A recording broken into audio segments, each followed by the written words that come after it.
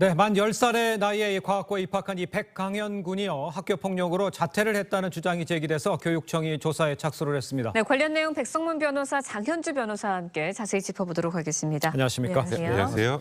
자, 백 변호사님, 학교에서 도대체 어떤 일이 있었던 거예요? 일단 백군의 아버님의 주장입니다. 현재까지. 지난 5월부터 심각한 언어 폭력 그리고 따돌림을 당했다라는 겁니다. 아주 간단하게 정리를 하면. 네. 사실 백강현 군은 같은 반 친구들하고 나이 차이가 좀 많죠. 그렇죠. 10살 때 고등학교에 입학을 한 것이기 때문에. 네. 일단은 내용은 이렇습니다. 내가 이 학교에 있는 것은 사람들을 기만하는 것이다.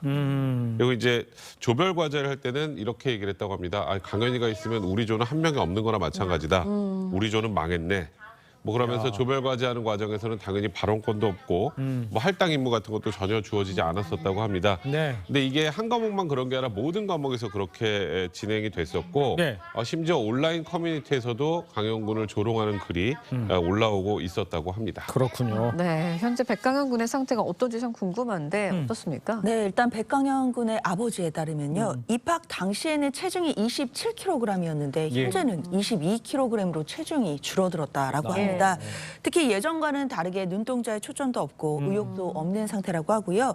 정신과에 데려가 보고 싶었는데 형편이 어려워서 그렇게도 못하고 있다라고 네. 밝혔습니다. 예. 일단 앞으로의 학업 계획에 대해서도요. 자퇴를 했기 때문에 이제 고등학교는 검정고시를 봐야 되고 이제 수능을 준비하는 방법밖에 없다라고 얘기를 했고요.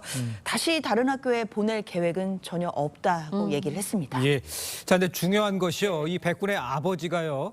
학교 측이 학폭 신고를 만류했고 또 이후에도 적절한 조치를 하지 않았다 이렇게 주장을 했습니다. 이게 사실이면 파장이 만만치 않을 것 같아요. 네, 지금 이 내용이 좀 다소 심각한 게 네. 일단 온라인 커뮤니티에서 예. 이제 그 강현 군에 대한 명예훼손 글 같은 경우 명예훼손으로 이제 경찰에 신고를 하고 예. 학교에서 이제 학폭위를 열어달라고 이제 상황이 이제 도저히 견딜 수 없는 상황이 되니까 그렇게 요구를 했는데 학교에서 만류를 했다고 합니다. 네네. 학교에서 이런 정도 상황 시스템 안에서 돌아가야지 이걸 문제 삼는 거는 좀 그렇다는 취지로 얘기를 했고 그래서 강현 군의 아버지께서 고민을 하시다가 학교를 계속 다녀야 되는데 여기서 더 문제를 크게 제기해가지고 문제가 되면 학교를 다니기가 더 힘들어지지 않을까라는 생각을 해서 학교에서 조치를 해준다고 하니 그대로 한번 따라봐야겠다라고 생각을 했는데 예. 제가 아까 조금 전에 얘기했던 게 이제 조별 과제를 같이 하게 되면 문제가 계속 발생을 했잖아요. 그러니까 조별 과제를 하게 되면 강현 군이 계속 주눅 들고 또 언어 폭력을 당하고 제대로 수행을 못하니 조별 과제를 0점을 받더라도 단독 발표를 할 수 있게 해달라. 그런데 학교에서는 그거는 시스템을 따라야지 단독적으로 하는 건 안 된다라고 해서 오히려 뭔가 변화를 줘서 학교를 잘 다닐 수 있게 학교에서 만들어준다고 하고 나서 네. 오히려 단독 발표하는 것도 못하겠다는 취지의 주장입니다. 그렇군요. 네. 일단 교육청에서는 백군의 문제와 관련해서 조사에 나섰습니다. 어떻습니까?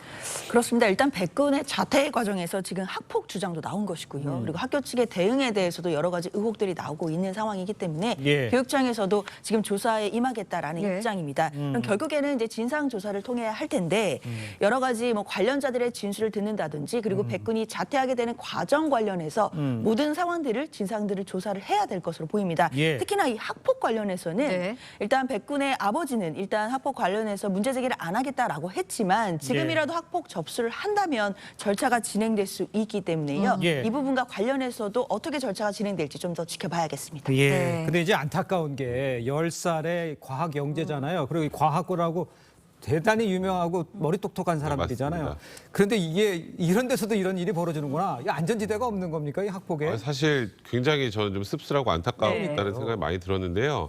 그러니까 이런 어린 영재를 제대로 좀 특화해서 교육해서 이 능력을 더 올라가게 만들어줄 수 있는 방법은 없는 것일까? 그러니까요. 왜냐하면 이제 지금 말씀하셨던 것처럼 과학고등학교 같은 경우에도 예. 결국은 대학 입시가 가장 중요하죠. 아, 결국은 여기 있는 학생들은 좋은 대학에 가기 위해서 열심히 공부를 하고 있는데 그럼 예를 들어서 강현 군이 정말 똑똑하지만 조별 과제를 수행할 때 아무래도 예. 좀 나이 차이의 문제나 이런 것들 때문에 제대로 수행을 못하면 다른 학생들이 스스로 생각할 때는 또 불이익을 입을 수 있다고 생각할 수도 있고 예. 그러다 보니까 강현 군을 또 따돌리고 이런 과정에 악순환이 계속 반복되는 것이 아닌가. 그건 제가 보기에 영재교육 시스템에 대한 관리 또 뭔가 이런 체계 자체가 미흡해서 이런 일이 발생한 것이 아닌가 굉장히 예. 안타깝습니다. 예, 네. 알겠습니다.